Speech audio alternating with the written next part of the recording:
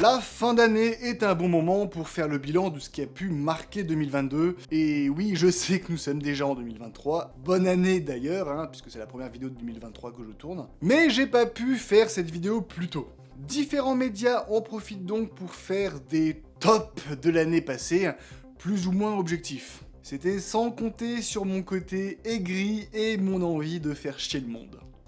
Bonjour à tous, c'est Deru et bienvenue pour une nouvelle vidéo. 2022, c'est fini et avec la fin d'année vient les articles faisant le bilan de la tech en 2022 ou comme me l'a proposé mon téléphone grâce à mes cookies, avec un article de Numérama, les 5 réussites de 2022. Une fois n'est pas coutume, tout ce que je vais dire dans cette vidéo représente mon avis personnel et comment j'ai vécu les événements dont je vais parler, parce que vous devez peut-être vous en douter à ce moment de la vidéo, je ne suis pas forcément de l'avis de Numérama. Et c'est en ça que ça peut être intéressant avec 2 sons de cloche pour dégager une vision plus objective de ces réussites. Première réussite proposée par l'article, Elon Musk, personnalité de l'année 2022.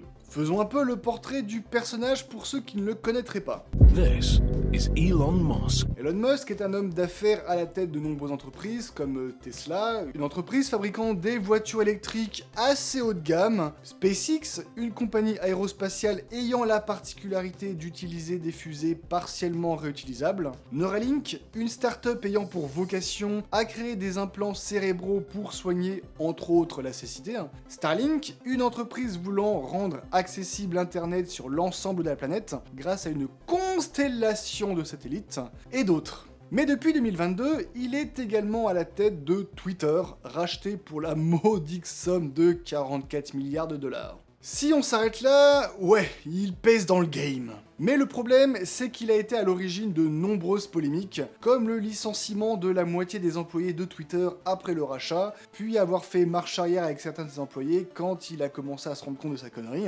avoir rendu payante sous forme d'abonnement la certification compte vérifié, cette petite pastille bleue que vous pouvez voir après les pseudos de certains comptes Twitter, et qui permet généralement de certifier qu'il s'agisse d'un humain ou d'un compte officiel derrière ses pseudos, et en bannissant à tour de bras les comptes se moquant de lui. Et ça, c'est uniquement ce qui concerne Twitter depuis son rachat, parce que sinon Neuralink est également visé par une enquête pour maltraitance animale, en plus des questions éthiques qui se posent sur la mise sur le marché d'un implant de genre, et dernièrement, le cours de l'action de Tesla est en chute.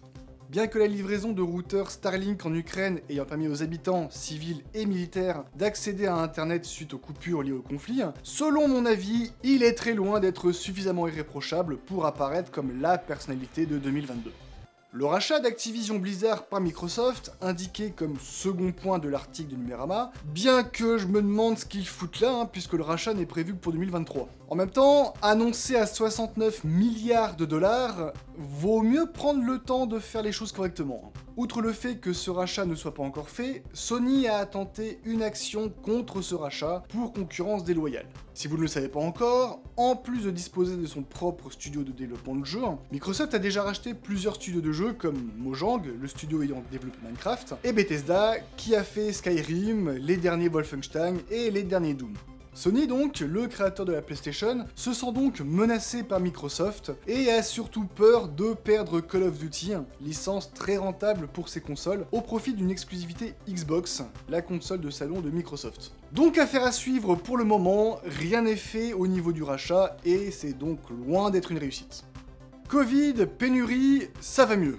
Alors, c'est pas totalement faux, mais pas totalement vrai non plus. Certes, par rapport à 2020 ou 2021, ça se passe mieux. Mais on est loin de l'opulence des composants électroniques d'avant 2020. Surtout avec le confinement strict qu'il y a eu en Chine dernièrement, et la politique zéro Covid, je pense pas qu'on en ait fini avec les pénuries de semi-conducteurs, responsables des pénuries de PS5, Xbox Series X, composants informatiques dont les cartes graphiques, et de manière générale, une pénurie de tout électronique. Sur ce point, on peut accorder raison à Numérama, ça va mieux, même si on est très loin de se dire qu'on en a fini avec les pénuries. Be Real, un succès français. Si vous êtes comme moi, vous devriez vous dire « Be quoi ?» Il s'agit d'un réseau social créé en 2020 sous la forme d'une application smartphone dont le principe est de prendre tous les jours 2 photos en moins de 2 minutes à une heure aléatoire choisie par l'application. En somme, le principe est d'avoir des photos réelles, en limitant les possibilités de mise en scène et de retouche. Et c'est français. Aïe. Avec 50 millions de téléchargements depuis 2020, c'est vrai qu'il s'agit quand même d'un petit succès français. Mais il faut bien se rendre à l'évidence que le nombre de téléchargements ne veut rien dire. Pour être rentable, une application doit être utilisée, pas seulement téléchargée. Nous avons donc 20 millions d'utilisateurs, majoritairement aux USA, au Royaume-Uni et en France, mais les utilisateurs quotidiens ne représentent que 9 à 10% des utilisateurs total, soit moins de 2 millions.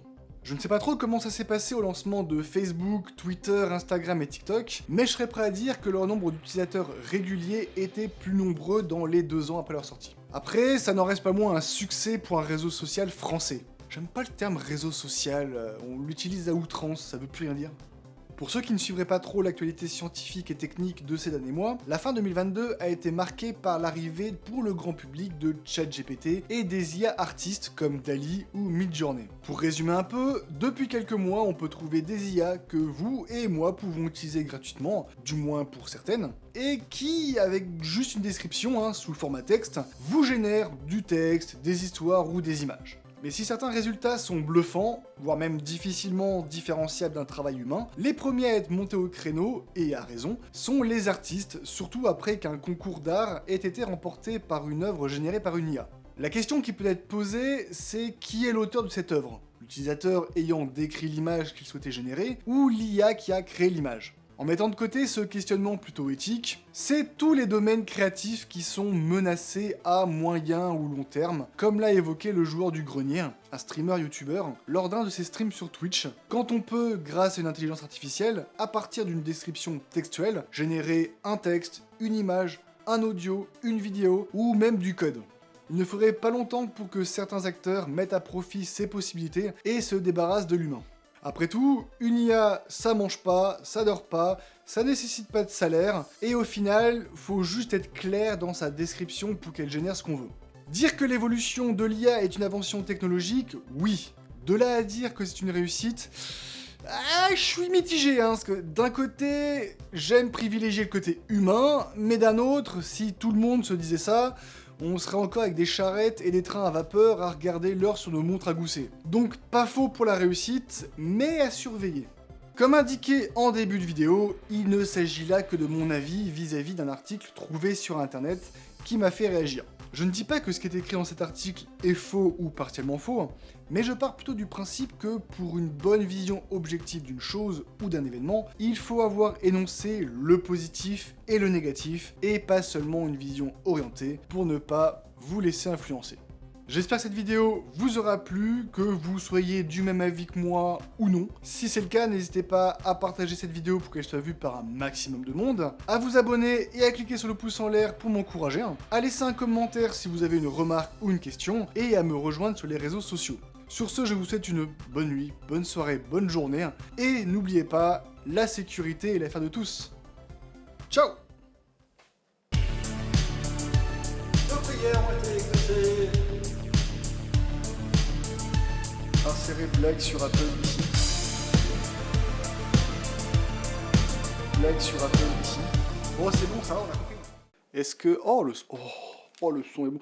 Happy birthday to you. Happy birthday to you. Happy birthday to you, Mr. President.